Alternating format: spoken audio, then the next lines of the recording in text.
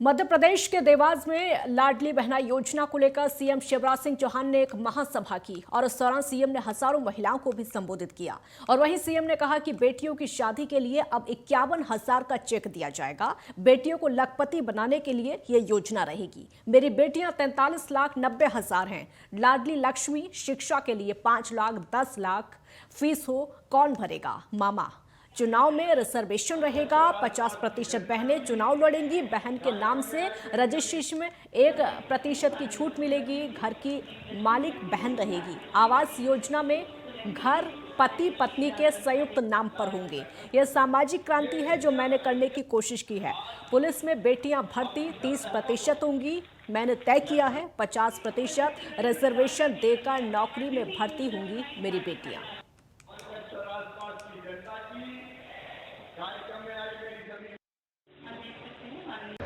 ये बहनों की जिंदगी बदलने का अभियान है। ये पहली योजना नहीं है। बेटियों की शादी की योजना भी इसी भाव से आई कि बेटियों की शादी बोझ ना बने। लाडली लक्ष्मी हम इसलिए लेके आए थे कि बेटी लखपति बने तो कम से कम बेटियों को जन्म देने दें लोग, नहीं तो सेक्स रेशियो गिर गया था। 900 बेटियां 1000 बेटों पर पैदा हो रही थी। 50% रिजर्वेशन इसलिए दिया स्थानीय निकाय के चुनाव में कि बहन और बेटियां भी चुनाव लड़के सरकार चलाएं, उनका सशक्तिकरण हो। पुलिस में 30% भर्ती हो, चाहे शिक्षकों में 50% बेटियों की भर्ती हो। इसी भाव से किया कि बेटियां भी आगे बढ़ें और ज़मीन भी, जायदाद, मकान, दुकान महिलाओं के नाम पर, बहनों के नाम पे आए। इसलिए रजिस्ट्री शुल्क में छूट देने का काम किया।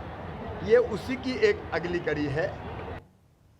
छतरपुर पुलिस पर अनशन पर बैठी महिलाएं, बच्चों और बुजुर्गों पर मारपीट का आरोप लगा है। पुलिस पर आरोप लगे हैं कि पुलिस ने प्रशासनिक अधिकारियों की सहायता से लाठियां भांजी गई और प्रदर्शन कर रहे लोगों पर लाठियां भांजी गई। केन बेतवा पर पिछले 6 दिनों से आमरण अनशन हो रहा है और वहीं मारपीट का वीडियो सोशल मीडिया पर वायरल हो रहा है।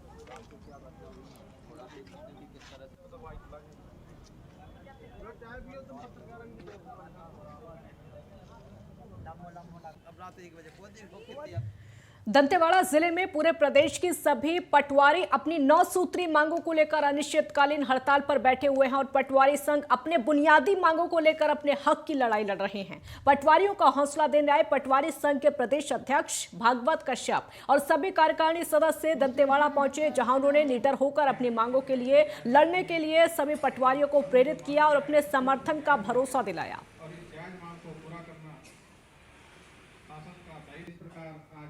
काम हुआ है उसके लिए हमने जैसे आवश्यक संसाधन की मांग की है और आप सभी हमारे मुख्य रूप से जो मांगे हैं वेतन विसंगति के संबंध में, जैसे पहली मांग हमारा कहना है कि हमको 2800 ग्रेड पे दिया जाए। इसके अलावा विभागीय पदोन्नति के लिए हम लड़ रहे हैं। मुख्यालय निवास की बाध्यता समाप्त करने संबंधी मांग है हमारी। भूया के लिए आवश्यक साधन संसाधन उपलब्ध कराने संबंधी है और बिना विभागीय जाँच के जो छोटी मोटी त्रुटि के लिए एफआईआर दर्ज कर दिया जाता है, उसके लिए हमारा कहना है कि बिना विभागीय जांच के किसी प्रकार का एफआईआर न किया जाए। स्टेशनरी भत्ता में बढ़ोतरी किया जाए। इस तरह की और 1-2 मांगे हैं। नक्सल प्रभावित क्षेत्रों के साथियों के लिए हमने कहा है कि हमें नक्सल भत्ता भी दिया जाए, क्योंकि आप भी जान रहे हैं कि हमारे साथी बीहड़ नक्सल क्षेत्र में काम कर रहे हैं, हमेशा जान का जोखिम बना रहता है, तो उनके लिए हम नक्सल भत्ते की मांग कर रहे हैं। इस स्तरीय अनिश्चितकालीन हड़ताल के तारतम्य में हमारे प्रदेश से आए हमारे प्रांत अध्यक्ष महोदय श्री भागवत कश्यप जी और अन्य प्रांतीय पदाधिकारियों का दंतेवाड़ा जिला के हम सभी पटवारी साथी तहे दिल से हार्दिक स्वागत करते हैं। मां दंतेश्वरी की पावन धरा पर हमारे प्रांत अध्यक्ष जी का प्रथम आगमन है और इनके आगमन से हमारे सभी पटवारी साथी बहुत ज़्यादा उत्साहित हैं और हम में एक नया जोश प्रांत अध्यक्ष महोदय द्वारा दिया गया है। सर, जैसा कि आप जानते हैं कि दंतेवाड़ा जिला एक नक्सल प्रभावित क्षेत्र में आता है।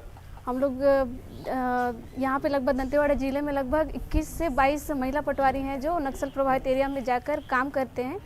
तो मैं चाहती हूँ, शासन से मेरा मांग है कि इन नक्सल प्रभावित क्षेत्र में काम करते हैं, इसलिए हमको नक्सल भत्ता हम लोग को दिया जाए। सुरक्षा की दृष्टि से यदि कोई आपकी मांग इस प्रकार है क्या?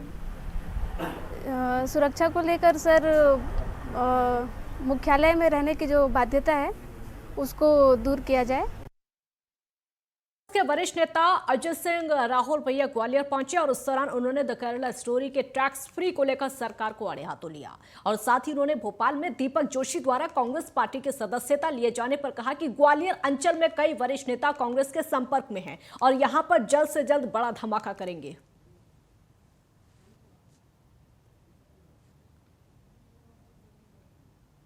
केरला स्टोरी फिल्म थिएटरों से निकाल ली गई है जब से उन्होंने देखा अधिकांश प्रांतों में भी जहाँ जहाँ केरला स्टोरी चल रही थी वहाँ के पिक्चर हॉल वालों ने कहा ये बहुत हो गई स्टोरी, ये गलत स्टोरी। 3 दिन में हो या 8 दिन में हो, अब देखा जाए क्या होता है। जरूर होगा, धमाका होगा।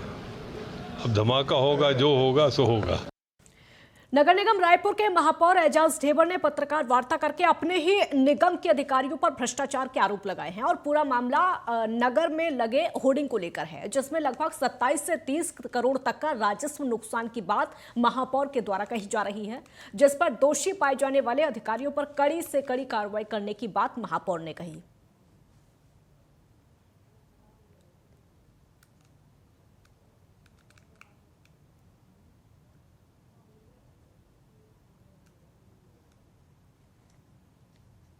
कहीं पर भी ये स्पष्ट नहीं है कि उसकी साइज कैसे बढ़ी, क्यों 3 साल को क्यों 6 साल कर दिया गया, क्यों वहां के बोर्ड को यहां दे दिया गया।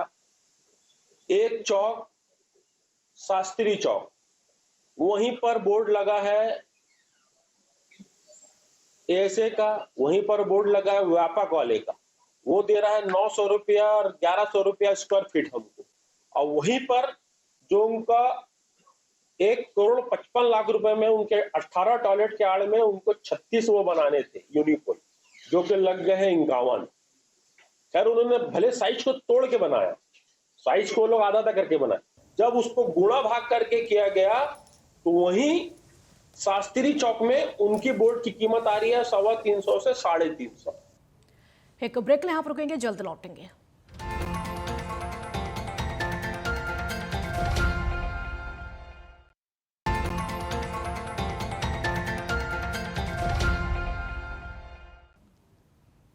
ब्रेक के बाद आपका स्वागत है। खबरों में आगे बढ़ते हैं। रायगढ़ के लेलुंगा थाना क्षेत्र के ग्राम दियागढ़ में बीती देर रात एक अधेड़ महिला की गोली मारकर हत्या कर दी गई। इस घटना के बाद से पूरे इलाके में दहशत का माहौल है। पुलिस ने बताया कि पड़ोसी युवक ने ही युवक को गोली मारी है। आपको बता दें कि घटना के बाद से पड़ोसी युवक फरार है, जिसकी पुलिस तलाश कर रही है।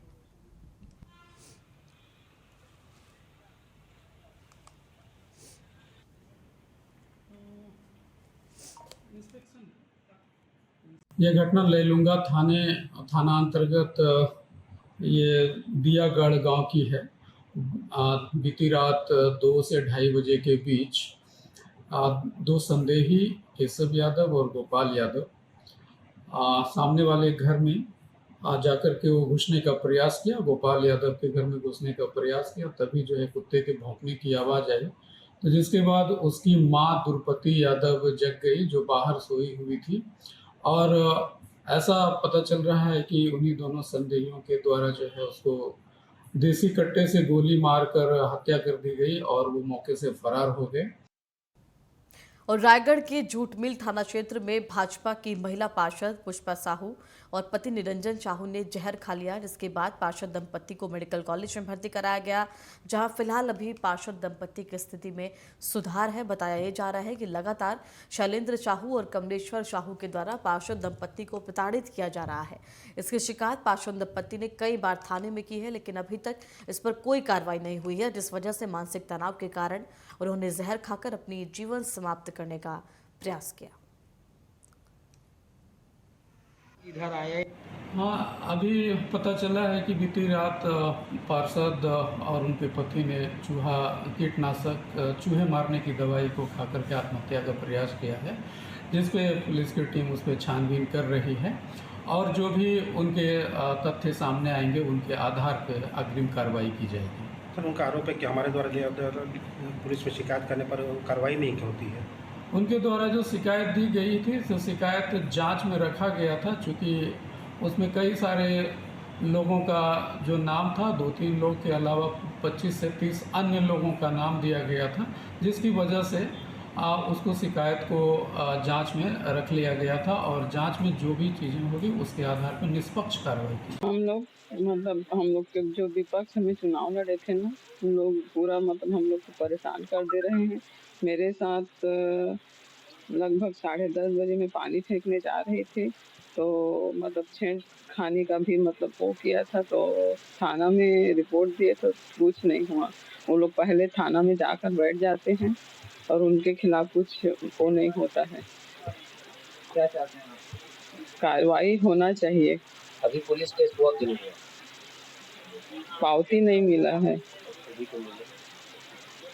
अभी का जो किए हैं उसको मिला है, पहले का मेरे हस्बैंड को भी मार दिए थे, उसका भी कोई वो नहीं हुआ है। 13 तारीख को मेरे दीदी के साथ छेड़खानी हुआ था और लगभग रात को 11:15 बजे के आसपास ये पानी फेंकने जा रही थी ना, तो उसी समय तो ना ही आज तक उसका कोई कार्रवाई भी नहीं हुआ है। और 25/3 को मेरे साथ भी मारपीट हुआ था उसी आदमी के द्वारा, जिसमें मेरा हाथ का फ्रैक्चर है, मेडिकल रिपोर्ट तो है, उसमें भी मैं थाना में शिकायत भी किया था। आज तक उसमें भी कोई कार्रवाई नहीं। आगे बढ़ते हैं। जिला शिक्षा विभाग नारायणपुर में सहायक ग्रेड 3 के पद पर पदस्थ किशोर कुमार मेश्राम ने आशीष कुमार वर्मा से विद्यालय में संलग्न करने हेतु 10,000 रुपये की मांग की थी, जिस पर एंटी करप्शन ने किशोर मेश्राम को रंगे हाथों पकड़ा। आपको बता दें कि किशोर कुमार मेश्राम को एंटी करप्शन द्वारा वर्ष 2020 में रिश्वत लेते हुए पकड़ा गया था। विगत वर्षों से जमानत पर बाहर था। न्यायालय कोडागांव की न्यायाधीश पीपाल होरो ने केस की सुनवाई करते हुए 3 साल की सजा व 5,000 रुपये से दंडित किया गया है। मुकेश भैया हटो। भ्रष्टाचार का मामला था।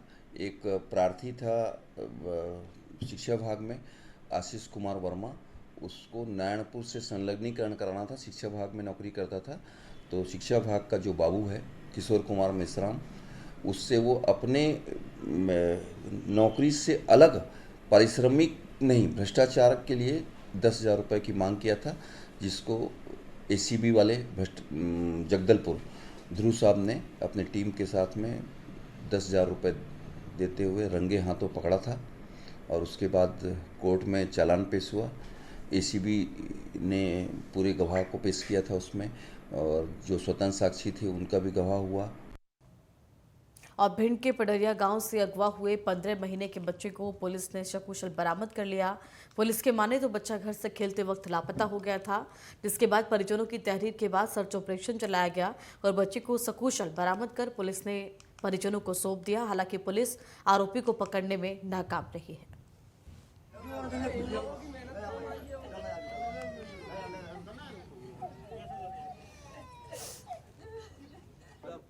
और आगे बढ़ते हैं। शहडोल जिले की पुलिस ने लाखों के जेवरात चोरी करने वाली महिला को राजस्थान से गिरफ्तार किया है। शातिर महिला ने ज्वेलरी शॉप में घूंघट की आड़ में 35 लाख से अधिक के जेवरात चोरी कर राजस्थान फरार हो गई थी। पुलिस ने पर्दाफाश करते हुए चोरी करने वाली 4 महिला चोर को राजस्थान से गिरफ्तार कर शहडोल लाया गया है, जिनके पास से 60 लाख के सामान भी बरामद किए गए हैं। वहीं घटना में शामिल 2 लोग फरार हैं। पकड़ी गई महिला चोरों पर 30,000 रुपए का इनाम भी घोषित किया गया है।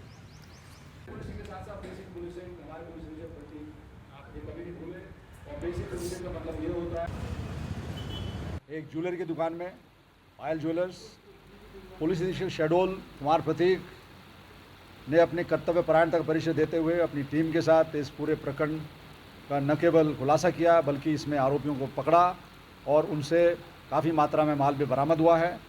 और बाकी चीज़ जो पुलिस रिमांड लेगी आरोपियों की माननीय न्यायालय से, उस विवेचना के अंतर्गत जो आएगा, मुझे उम्मीद है कि पुलिस अधीक्षक इस पूरे केस में पूर्ण रिकवरी करने में आगे चल के कामयाब होंगे। सर, कितने लोग गिरफ्तार हुए हैं? कितना माल बरामद हुआ है? 4 महिलाएं इसमें कोटा से गिरफ्तार हुई हैं और इसमें लगभग 7 लाख का जो मसरूका है, जिसको आप ज्वेलरी कह सकते हो, गहने कह सकते हो, वो पुलिस ने जब्त किए हैं। शेष अभी पुलिस रिमांड जब लिया जाएगा, उस रिमांड के अंतर्गत जो पूछताछ होगी उसमें देखा जाएगा कि कहां पर और इन्होंने माल छिपा रखा है। फिलहाल एक छोटा सा ब्रेक के तुरंत बाद हाजिर होते हैं।